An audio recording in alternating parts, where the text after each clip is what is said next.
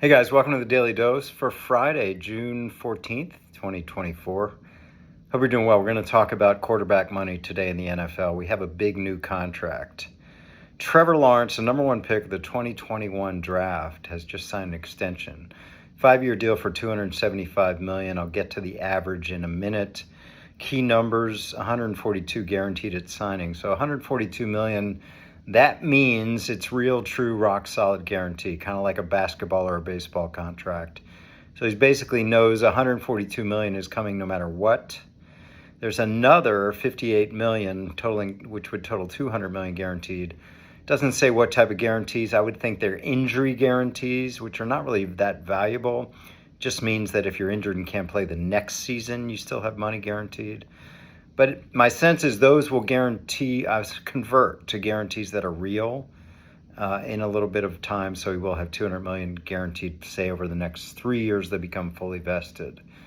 Okay, let's talk about the average. The way that average is talked about with these contracts, 275 over 5 is 55 a year. It puts him at the highest number in the league along with Joe Burrow. Is it really 55 million a year? No, because he had 2 years left, the fourth year of his rookie contract and an option year. And it's not like the extension kicks in 2 years. It's just all rolled in together. So when you roll in those numbers, which are probably averaging, 10, 12, 15 million a year, with the 55, you probably have an average of mid to low 40 million a year. Nothing to sneeze at, but not 55. But the way we judge these is 55 million a year. So that's the going rate. Trevor Lawrence makes 55 million a year, equaling the going rate from Joe Burrow, a bit ahead of the going rate for people like Justin Herbert, Jalen Hurts, Jared Goff, etc. Here's my point about this contract. Negotiations are not about scouting. They're not about talk radio. They're not about how good someone is anymore. You know, people on radio or TV can debate if Trevor Lawrence is as good as Joe Burrow, or is as good as Jordan Love or Tua or any of these people. But are you going to pay the rate? So the rate is 55 million a year. That's the rate. Okay? So what we're seeing is that if you're going to get involved in negotiating a quarterback contract, you got to pay it. You got to pay it. And if you don't, then just don't negotiate. So when Tua or Jordan Love or Dak Prescott, the next three probably, do the deal, it's going to be around that number.